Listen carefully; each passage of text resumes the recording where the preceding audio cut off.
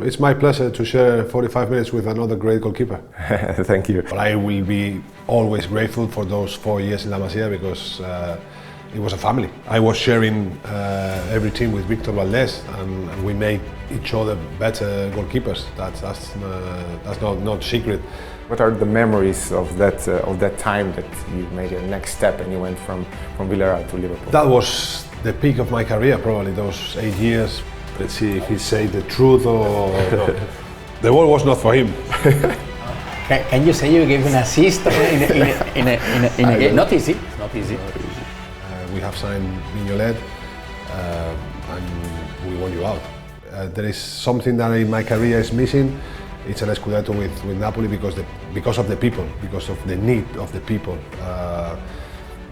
Football for them is church. It's like going to church every Sunday for a Christian people. For them, it's culture.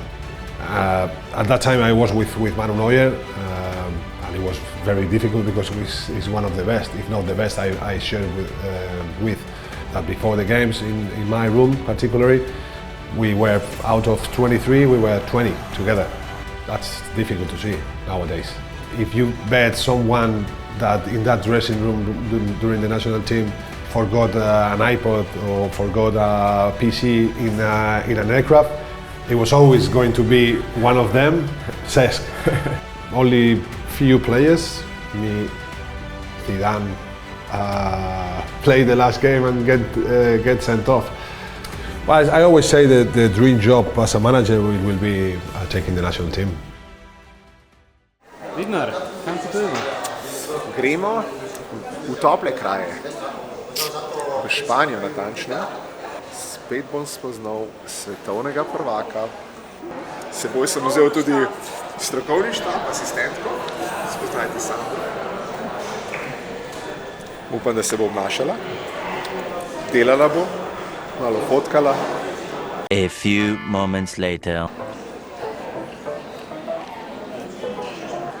Zato so asistenti.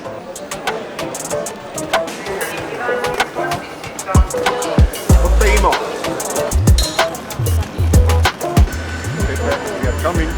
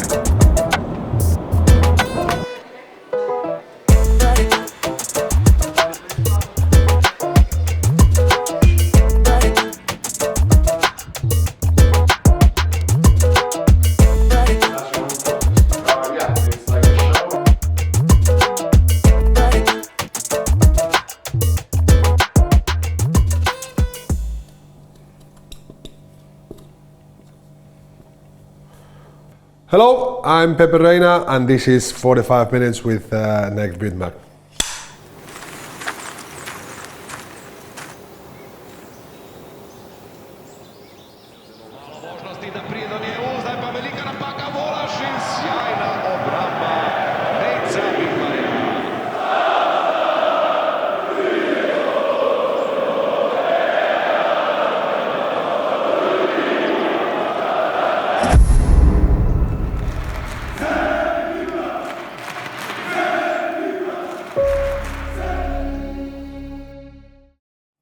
Pepe Reina, thank you for taking your time. I really appreciate it. It's an honor to have you here and speak about your career, Spain, and of course your future. I'm really glad that we made it. Thank you. It's my pleasure to share 45 minutes with another great goalkeeper. Thank you. Let's start with, what kind of boy were you like as a little one when you were like 5-10 years old? Like every kind of boy at this age. I love to play football. I love to be with the football itself all day long. We've been raised in a family of 5 brothers, so it was fights, football, careers, runs, up and downs, and like everybody else. I mean, a normal childhood, but always with the love for the sport. Yeah. And who was your first idol? I know, beside your father. My father, yeah.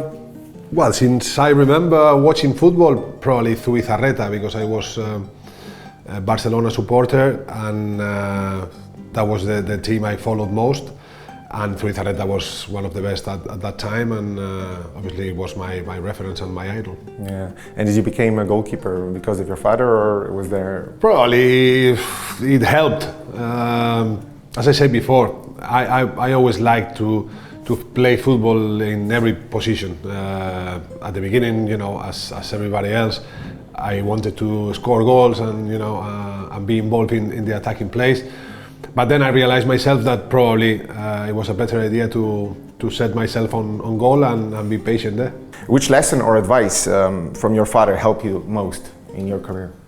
I think it was a father that he was not very invasive sport-wise. The best advices, they always came out of the pitch, as a human being, as a son, as a brother, then as a father, as a husband. He always liked to talk about life rather than football, to be honest. Do you see that as a problem now? Because now you're working with youth, and also you see young kids growing up on the football pitches. And do you see that as a problem now that they're parents are more invasive than probably maybe? It's different. Yeah, it's different than our generation. But what we cannot pretend is just they to be like us once we were their age. It's different generation. We need to accept it. We need to adapt ourselves to the new generations, and probably ask for some values. I call them negotiate items in my dressing room, and through this building a good dressing room, building the spirit of a good team, being humble, being polite, being a good teammate it comes first to my checklist. Is like that, but the generations are different. Yeah. You said you grew up as a Barça fan, and also went through La Masije. Tell me, not only as an academy, we know that's probably one of the best academies in the world, but what meant for you also this as a goalkeeper? What is it different also in goalkeeping style, and what you do more as a goalkeeper there? I think La Masije was just a small tiny house where you belong at that time. With 13 years old, you find yourself without your parents, without your brothers, but you find another 34 brothers at the same time, with the same dreams, with the same fear, with the same passion of football. And obviously the culture of the education in La Masije is not just about being a good sportman or being tactical in one direction. They work on you as a human being. They ask for the school to be in the right direction. To be a good person it comes first and foremost, and then the football obviously it's a great school, it's a great path. They train you tactically, physically, and psychologically, and I will be always grateful for those 4 years in La Masije, because it was a family. It was a new family for me. You can't understand Barca's history and Barcelona's success as a club without knowing what La Masije is, one of the most important football academies in the entire world.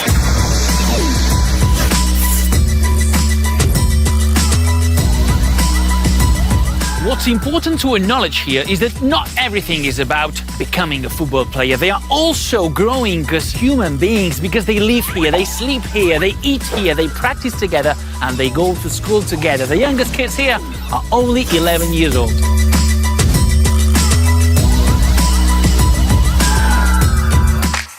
Bueno, yo conozco muy bien la Masije. I know La Masije really well. I know how they all work with the same idea there.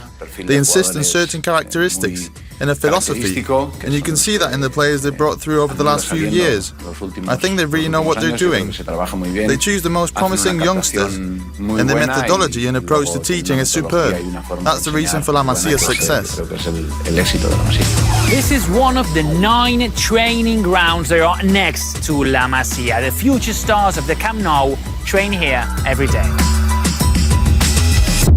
Which coach or mentor in Barça influenced you the most? Well, Jordi Castell at that time he was our goalie coach. He used to manage 3-4 different years, and that was probably the biggest impact at the beginning of my career, because it was probably my first goalkeeping coach. And the education he gave us and the patient he was with us. I was sharing every team with Victorju Valdésu, and we made each other better goalkeepers. That's not secret. But the competence was loyal, was friendship, was everything that you can ask to build yourself first as a human being, as I say, and then as a goalkeeper. Yeah. Do you still remember your first match in a senior team when you made a debut? Do you still remember it? I still remember like it's yesterday. I mean, it was a Celta de Vigo Barcelona game around the 43rd minute. Dutroux got injured, and then I came out with a lot of nerves, with a lot of excitement. But then I realized that a dream came true, and I needed to enjoy it, and that's probably what I did. And after a few years at Barça, you went to Villarreal and you finally established there. Your career started really there. Was it hard to leave Barça, and did you maybe think that or hope that you will return one day? Probably that was the idea at the beginning. It was always traumatic to leave your home for the last 7 years. A team like Barcelona, it was incredible for me, because it was a dream come true. But then I wanted to enjoy myself, because in Barcelona every week it was more like a test, more like an exam you need to go through, and the feel of being important. I just moved to Villarreal to get myself in that position, to be involved every game, to be important, and to grow myself as a player. And you grew until you transferred to Liverpool, to England. And what are the memories of that time that you made your next step and you went from Villarreal to Liverpool? That was the peak of my career, probably. Those 8 years we were competing for everything every year, for the leagues, for the Champions League, for the Europa leagues. It was a competitive football, and it was probably my best moment during my career. Yeah. Now I will show you one clip because your friend helped me to make this interview happen. Okay. And he played with you in Liverpool, Riera. Okay. And I will show you one clip because you were both really important. The assist? Yes. Against Villa? You know that. And now I will show you because he was in my show last year, and he commented on that video. Let me just let's see if he say the truth or not. Sure you remember this was a really great goal. Can you comment on that one? It was from your friend. It was a pass from your friend. The ball was not for him. Can you say you gave an assist in a game? Not easy. It's not easy. Because it's not only that you are good as a goalkeeper. That you were good. You were fantastic. But also you need someone that ran for this situation, no? And this one we are always joking also because we were running both together with Torres and me on the same line, more or less. Yeah, exactly. I wasn't faster than him, but the timing was perfect. The ball was for Fernando, but he was cleverer. It was a great volley. I mean, he just put the ball there, and then he made it look easier. Yeah. Two teammates, two great friends, and that with Reina we became a family because he's the father-in-law of one of my kids, and I'm a father-in-law also of one of his kids. Yeah. What are the memories with there were quite a few Spaniards there during your time, and the block of the dressing room, it was Spanish for the. And you were neighbors with some of them. House by house. I mean, we were like family, as he said. We became family after, but it's one of those things, you know. Football, during 25 years you are professional, but during those 25 years you leave many people behind. You leave many memories. You know, some good moments, some bad moments. But then if you are lucky enough, you take people forever. And Albert is one of them. It will be family forever, and that's one of the biggest present football has ever gave me. Yeah. And how do you see his coaching career so far? He started in Slovenia, and now he's following the similar path, like let's say like Xabi Alonso. He's now in Germany and coach of. He is good. A lot of learning from him, because you know I'm starting also my career as a manager, and we talk about football, we talk about tactics, we talk about you know, how to manage the dressing room, his rules, his sessions, and it's someone that I really look up for, you know, becoming something similar to him. Yeah. And this, like we said, Liverpool was probably your golden age. You were a goalkeeper who won a Golden Glove award three times in a row, and also like your statistics were phenomenal. And how do you remember that feelings? And also penalties were one of your let's say strengths and good things. At that time, yes, but you know better than me that you know there are some moments that the goal is massive and you don't feel that you're gonna save any. At that moment, I felt really good when we went to a penalty shootout or something like that. You know, I feel really confident. I've always been someone that is very studying, you know, the opponents, how they take the penalties, how, you know, how it's been the taking decision in the last 3 years or so. It depends on the game, depends on the minute of the game, it depends on their game. You know how good he was in that game or how bad he was in that game. You know, mindsets that maybe a random goalkeeper doesn't look at, but I was fixed with this, and at that time it was very good.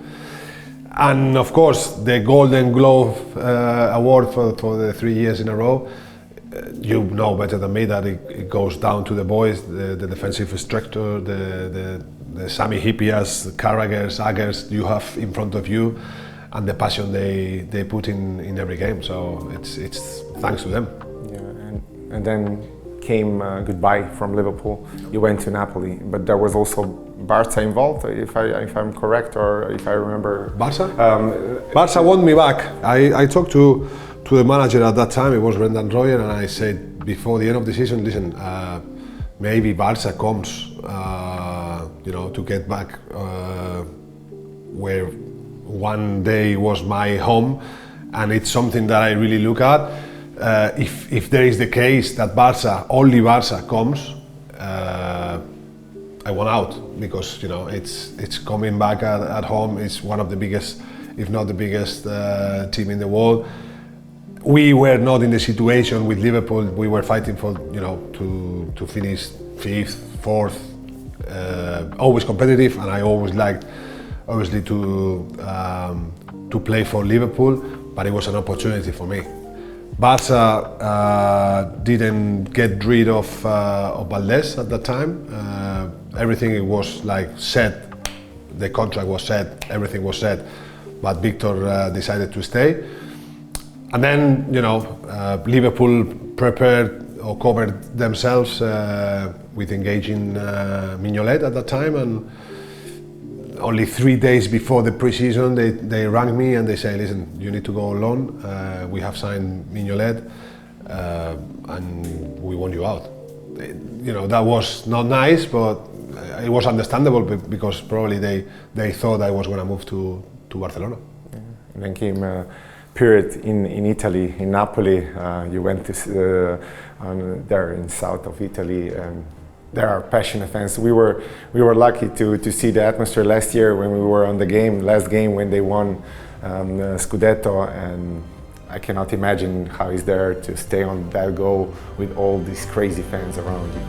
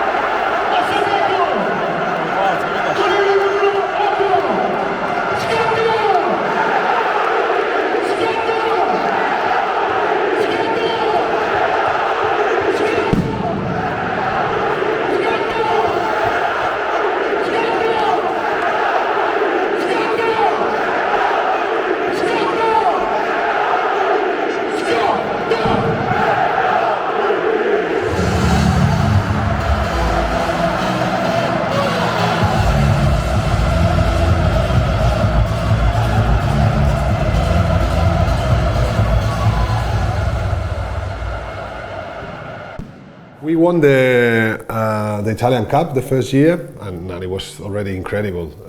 I was only on loan. Then I came back to Liverpool, and they sold me to Bayern Munich. In Munich, I was only 1 year, and then I moved back to Napoli, where I lived the real Napoli. I commit my contract in a 3-year block.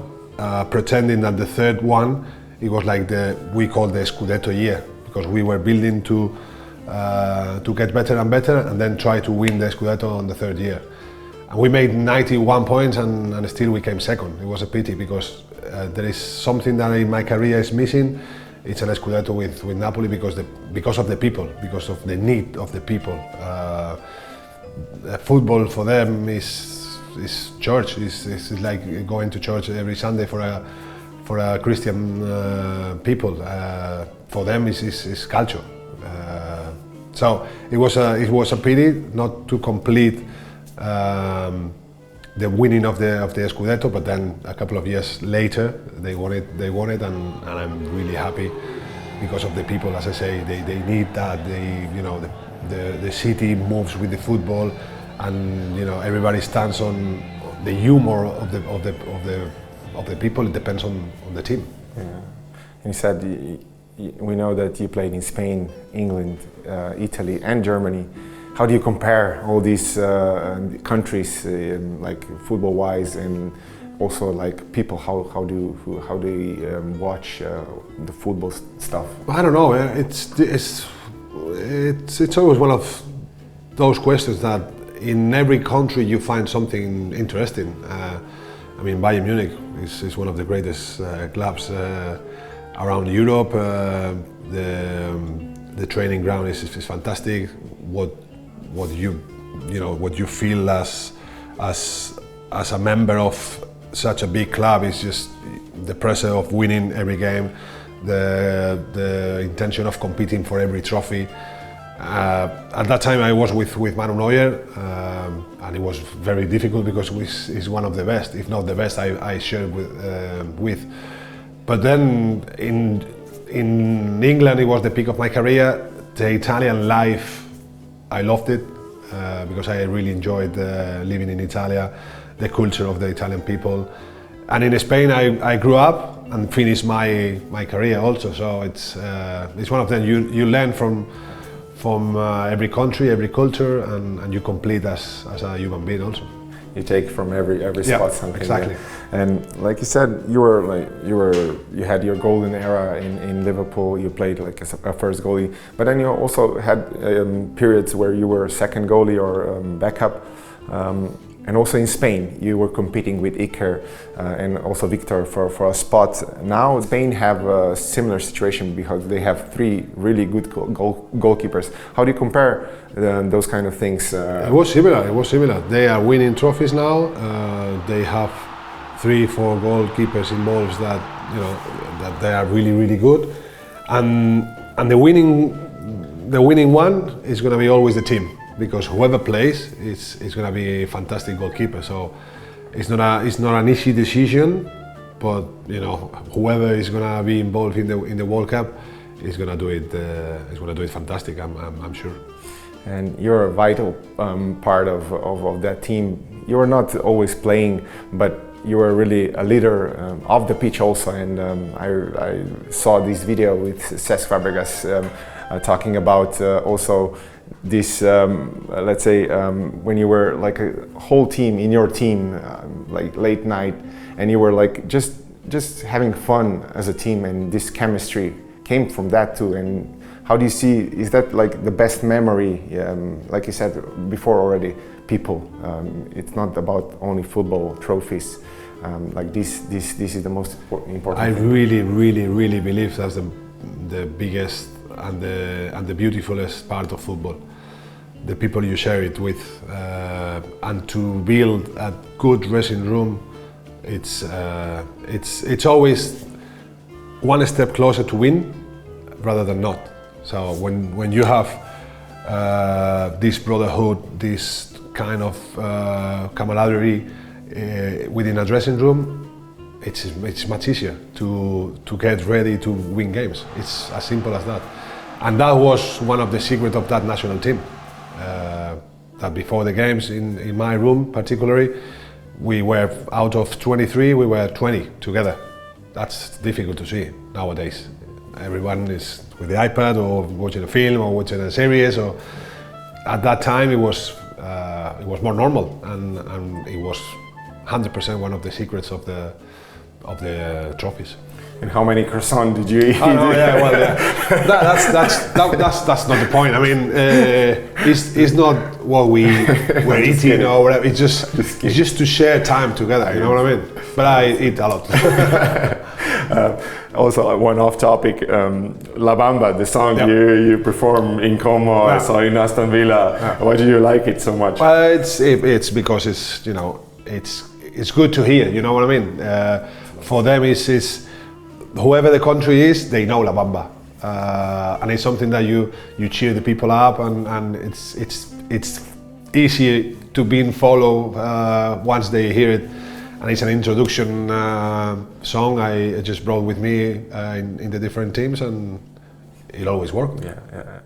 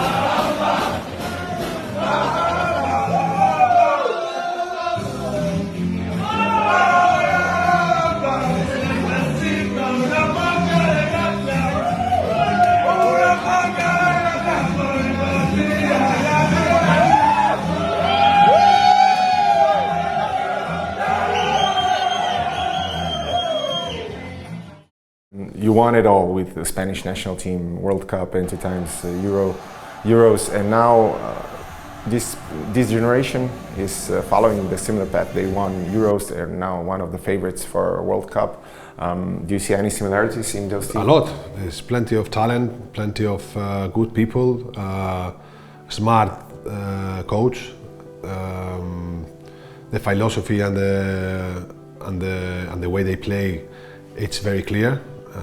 They have a lot of personalities, but it's, you know, the way they play is very clear for everybody. Let's say it's one of the favorites, of course, but there's a World Cup, and like Spain, there are 3-4 teams that they always gonna be there to win it. And in a World Cup, it's, you know, you need to do everything perfect, from referees to injuries to maybe 45 wrong minutes, they knock you out. So you need to be perfect all the time, and let's hope that Spain is gonna be doing that the next month. Yeah, and you finished your career in Como in Italy with Cesc. And how was that experience? You played together, and then he was your coach. How was that? It was different because as a player, it was one kind of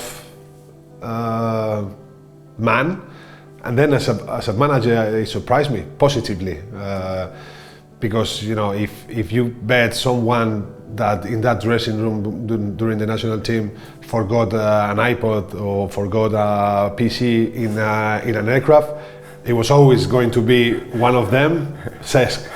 But now, you know, it's been different. It's been more alive, more intelligent, more into the game, into the tactics.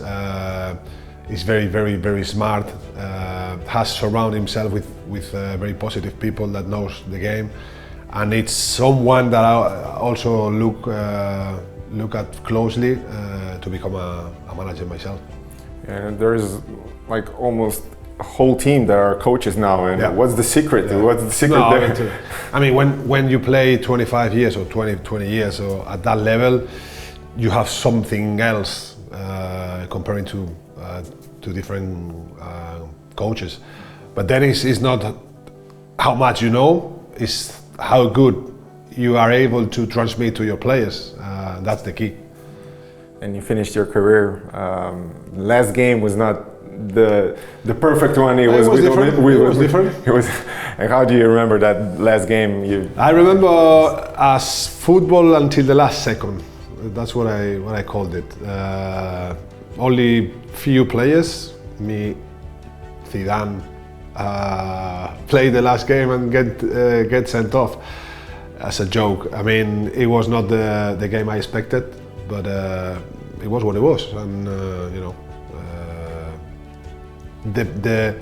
the respect from the people at the stands, or even the Inter Milan players, it was more, you know, it was more worth it than a normal standing ovation, because you know they know it's your last game.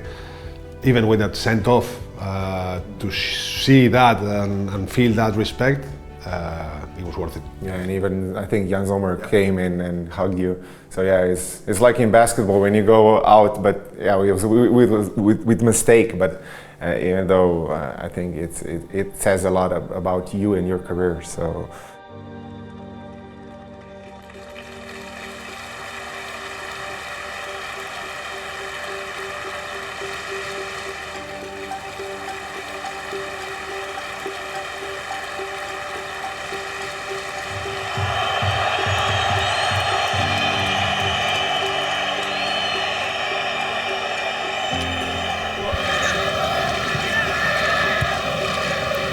O zaključku prvega dela igre, pa zdaj Čalhanoglu za Taremija, Reina iz vrat v prazno, Taremi je padel.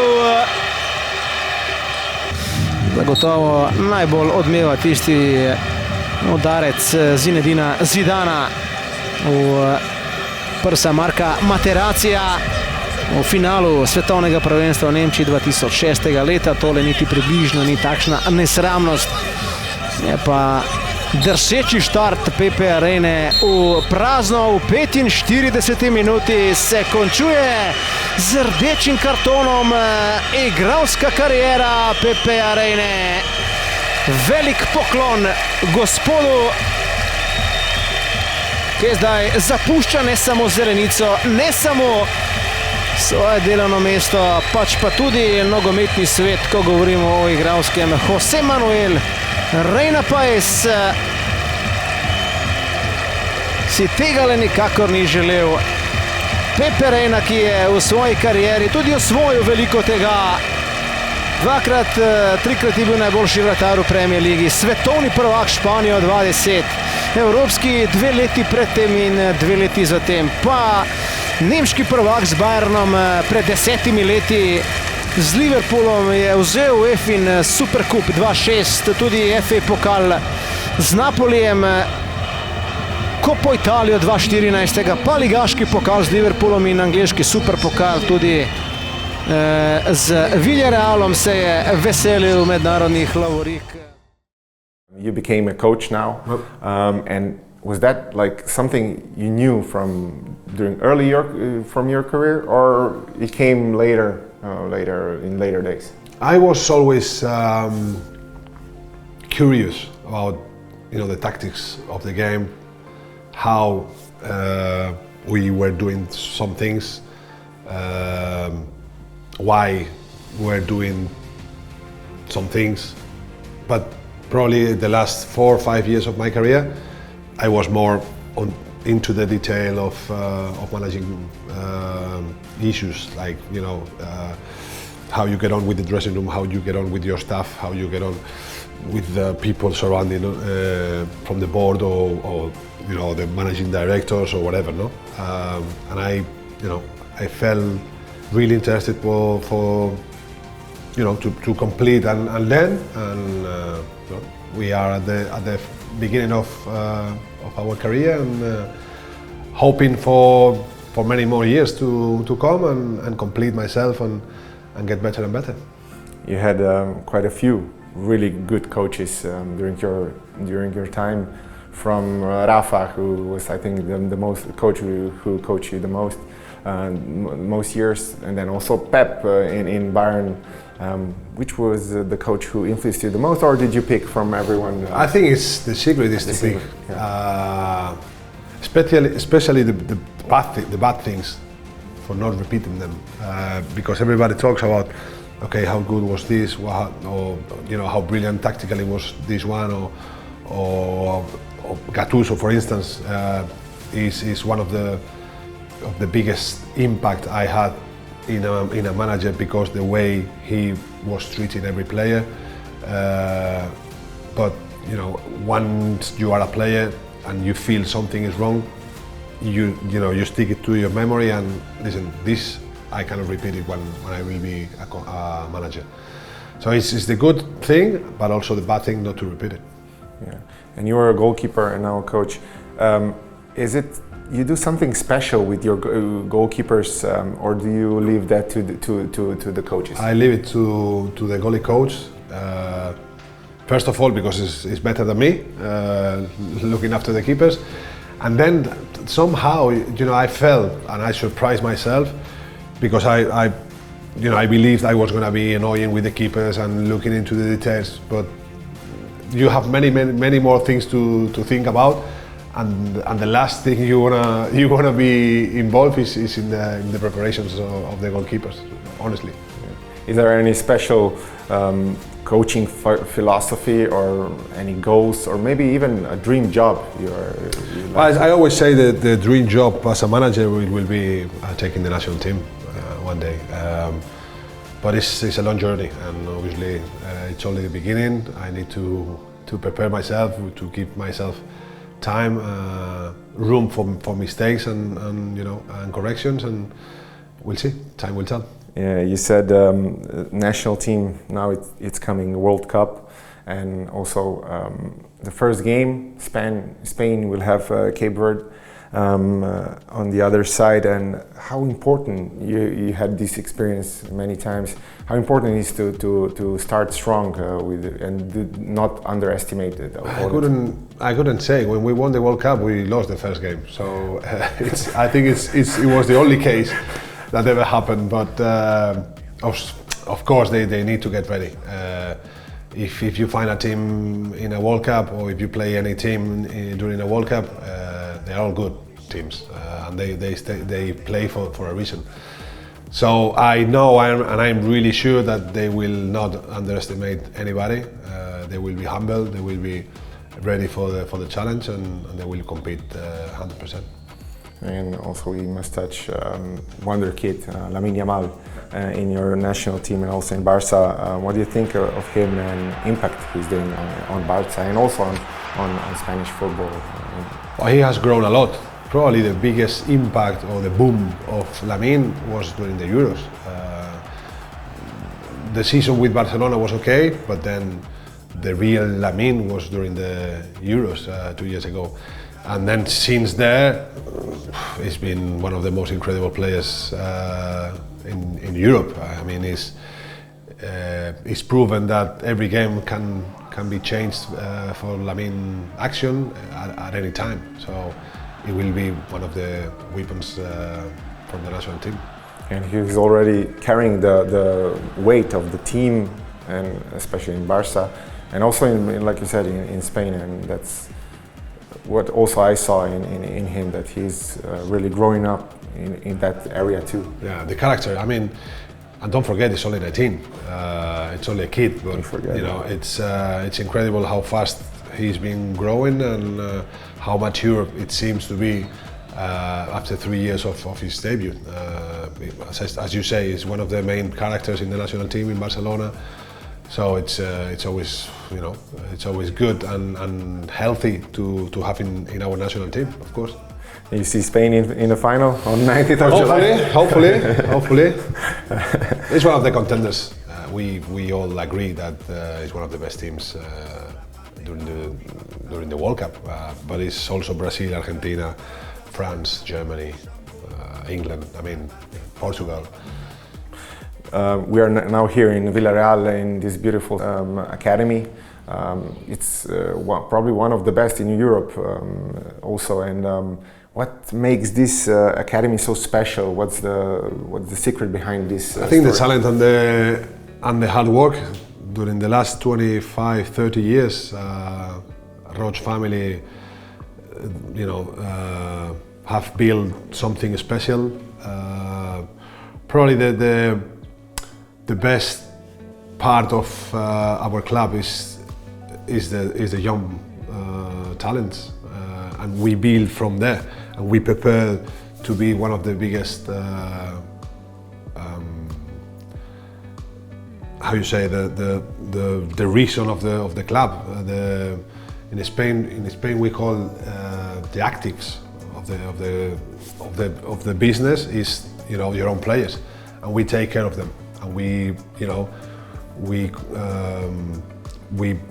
brought them all, you know, all the way with patience, with philosophy, with courage, with identity. It's something that you know, will stay forever with the kids. You said you were a pro goalkeeper more than 20 years. What's your advice for like young goalkeepers who dream of a pro career? That is going to be tough. That it's not the nicest position. It's very ungrateful and very unfair sometimes. But you know, to take that kind of responsibility when the things are going your way is the most beautiful thing. And I will do it 20 lives again. It's the best thing ever happened to me. I was lucky enough to defend many goals during my career, and of course it was bad moments, and you need that bad moments to grow yourself and keep getting better and better. But you know, the ones beloved around you, they have rough times because it's an ungrateful position. And I feel it now because one of my sons is also a goalkeeper, so it's something that I will suffer forever. You said you have 5 children, yep. and you're a father of 5. How you deal with everything during your career? Yes. And now, what is it different for you now when you stop being like pro athlete and you're a coach? Okay, but is it in any kind? Is it different than it was like during your playing years? We are lucky, my wife and myself. We are lucky enough that during those many countries, changes, schools, friends, they always been very generous. And they have adapted themselves perfectly in every situation. Obviously, it's an education for them to speak 3 languages and know different cultures. But they have been patient, and I'll be always grateful because my adaptation was their adaptation, and they were fantastic in every kind of city, culture, school, or atmosphere. Now it's different because I have more time for them theoretically, but it's not like that. You know what I mean? You work more as a manager than as a player. 2 of them, they are already living away, studying away in Madrid. The only 3 we have home, and it feels, you know, that the home is empty. And there are still 3 at home, but. You're missing something, and I think it's the way it is, and it's normal, and you need to accept it. Yeah, we're coming from Slovenia, and we had also a few goalkeepers, especially 2 who were really good, like Samir Handanovic and Jan Oblak. And do you see them as one of the best goalkeepers, like in that era from 2000 on or 2010? Because they also Jan Oblak. His legacy is really big in Spain. How do you view that? I mean, it's one of the biggest impact Atletico Madrid has had in the last 15 years. Samir was also great for Inter many years, and he's becoming also manager himself. It's good to know that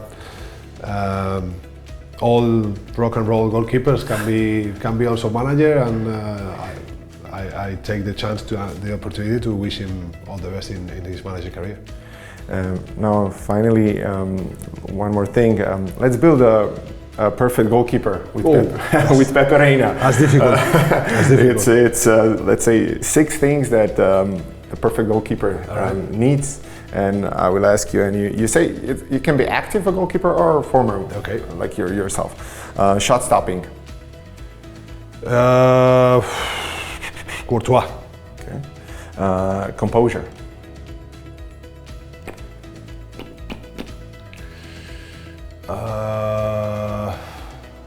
Buffon. Passing and distribution. Ter Stegen. Leadership.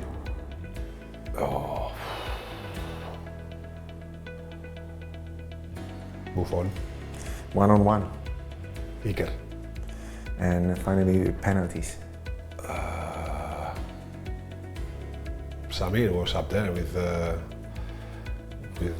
one of the best. Speaking of Samir, he's, I think, from 2000 on, he saved the most penalties in top 5 leagues. He's, I think, 40 or something. It has to be Samir. Dani Alves was also good, the Brazilian. Okay, last thing. What message would you give to the fans who followed you the whole career? Thank you. I mean, if you have been followed to 25 years of my career, it's been patient, and it's always good. Especially, I feel lucky when I go back to Liverpool or to Napoli or to Rome and I have opened doors. I mean, I feel lucky because of that. The trophies, the games, they fly. But you know, your path and your